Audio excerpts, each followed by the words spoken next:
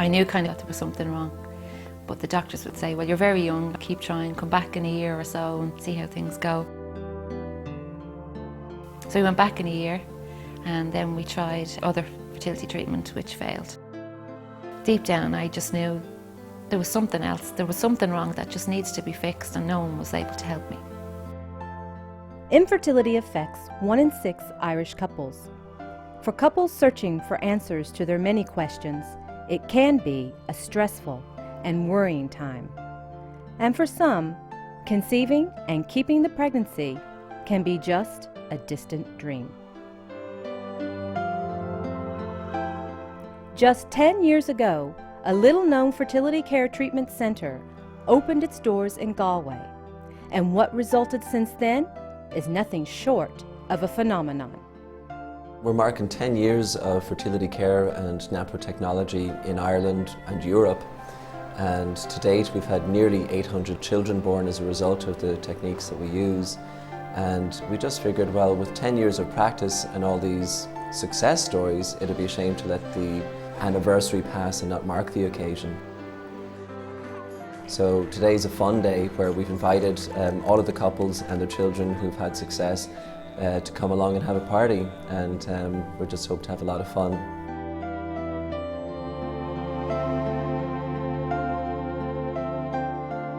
We've seen couples with as many as 8 and 9 miscarriages, those with over 10 years of infertility. Our longest was one couple with 17 years of infertility, multiple failed IVF attempts, and with this new technique that Professor Hilger's developed in the United States, we were able to achieve success for quite a significant number of those.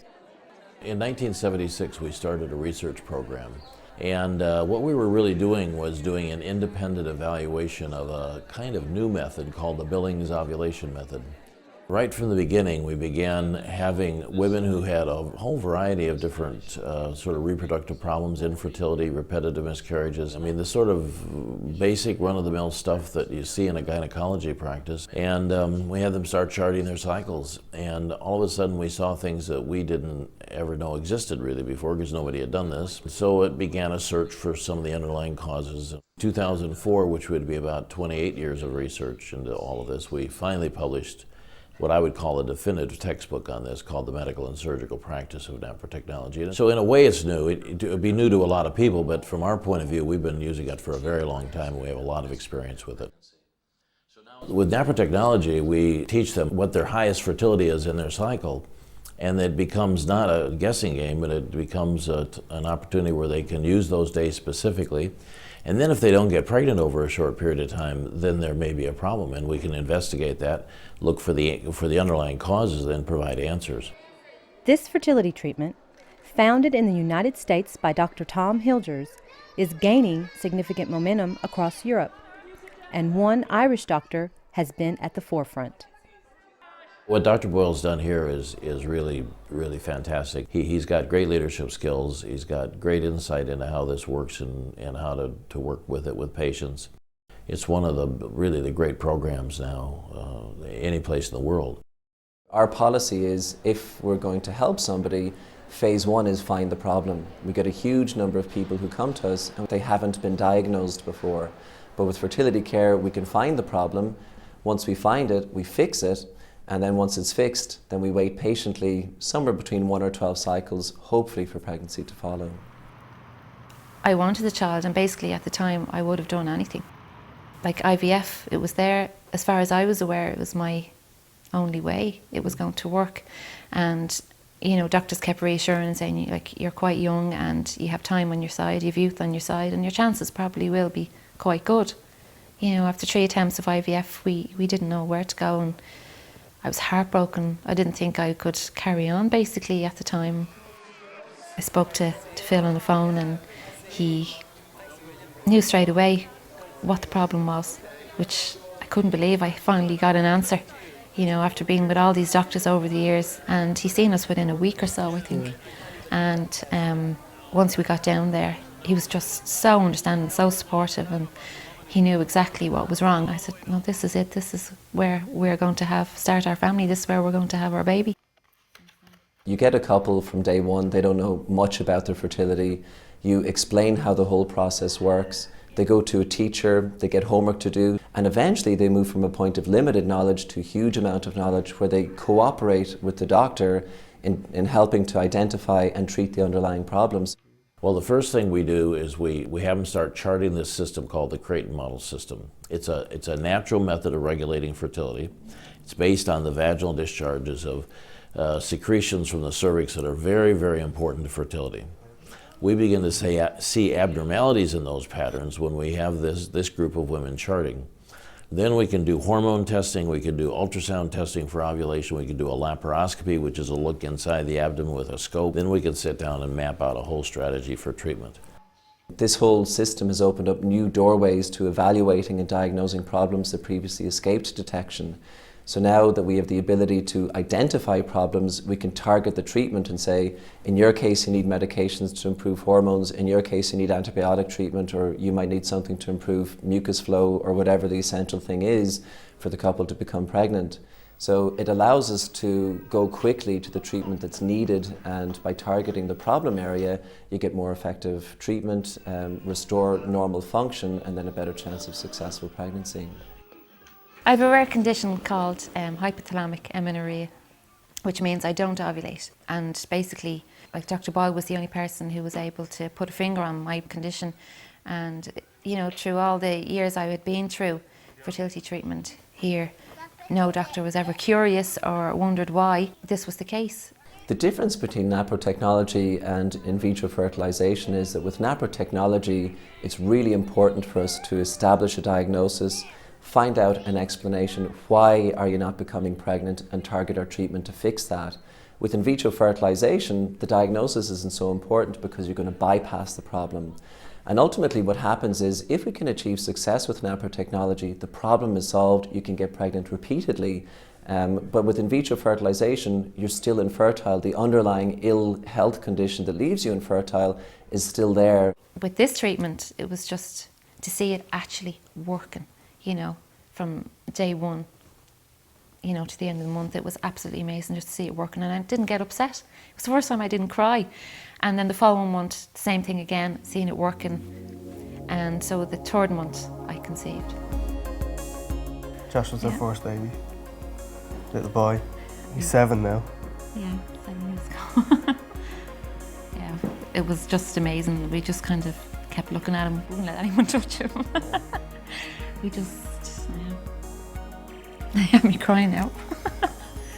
Yeah, when he was born, I was just, couldn't believe it. And the first person we rang was Dr. Boyle. Jamie, he was born a year and a half after Josh. He's 5 now. Then we had Gabrielle. She was our little surprise, our little girl. Yeah. And if it wasn't for Dr. Boyle and NaPro, they probably wouldn't be here. Like, we don't know where we'd be, but I can nearly positively say they wouldn't be here only for him. When you go down to see him, like, you're in a waiting room and there's hardly anyone ever there. Yeah. But to see all these people and all these babies and newborn babies, all these lives have been changed. It's absolutely amazing. After what we went through, I never thought that we would have children. You know, everything was so hard. You know, where with NaPro, everything just fell into place for us. Well, it is true. On one level, it's so simple. You say, surely something this simple can't be that effective. But if you do the simple things well, you can be really surprised with the results. And I think it's one of the challenges trying to convince my peers in medicine that this works is, can something that simple really be that effective? It just doesn't look high-tech enough to a lot of people looking at it from the outside. But once you get into it, you appreciate that the simple things reveal very complex information about how the body works. And doing the simple things well can give stunning surprises and effective results. NaProTechnology is based on solid scientific research. A major breakthrough in the area of NaProTechnology arrived in late 2008. Research carried out on the innovative fertility care treatment was published in the peer-reviewed Journal of the American Board of Family Medicine. This world's first means that patients and GPs alike can now access key scientific information on the treatment. Natural procreative technology is a combination of Some of the best medicine in the world. I mean, I'm a laser surgeon. I do microsurgical procedures on the fallopian tubes. We do some very, very sophisticated things surgically and medically in terms of medications we use and hormone testing that we do and so forth. So we're not at all anti-technology, which some people might think. But what we're trying to do is work cooperatively with the cycle as opposed to suppressing or destroying it. And if we do that, actually our success rates are much higher than what you would normally experience with an IVF clinic, for example. All in all, about 90% of the people who come to us either have their own children, which is the majority, overwhelming majority, but there's that other percentage who will go on to an adoptive family, and so 90% will have a family when they get through this whole process. I mean, for us going through the whole thing, we found it was, you know, it made sense, it was systematic, it seemed scientific. And you know, and the results proved it to work. It's amazing to think that none of these 3 children would be here if we hadn't met Dr. Boyle. I find it strange that it isn't more widely known. And I'd certainly be supportive of, and I'd certainly encourage anyone who wanted to have children who are having problems to give it a go. Through recommendations through a few of Joe's work colleagues, we just made an appointment and we came over to see him. And after approximately about 15 months of treatment with Dr. Boyle, we ended up with Matthew, who we had after 7 years of trying for a family. All these people gathered here, 1,000 people and 800 babies that Dr. Phil Boyle has helped conceive, is all just word of mouth. So it needs to go nationwide, it needs to go to the national papers, it needs to go to the broadcaster, and it needs to get recognition.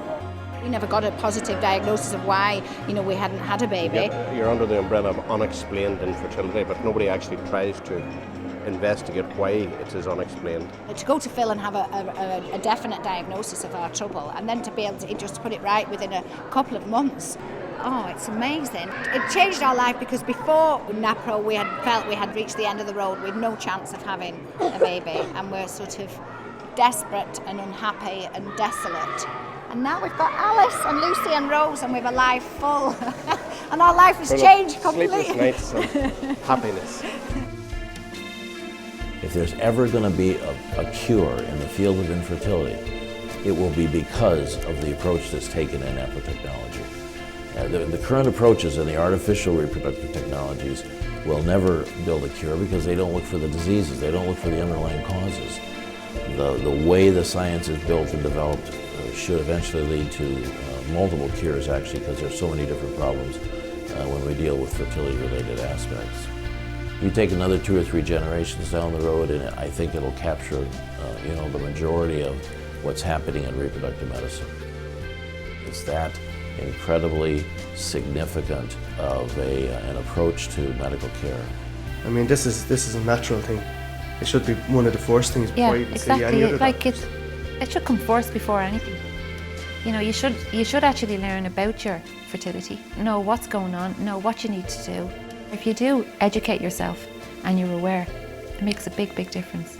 In defence of my peers who would be working in this area, they just haven't been exposed to this information yet. And I personally believe once they are exposed to this information and they see the new ability we have to identify problems that have escaped detection, I think they'll get excited about it. And they'll say, well, before we didn't know how to check for this, but now we do know, and I think it will become part of mainstream practice for infertility treatment.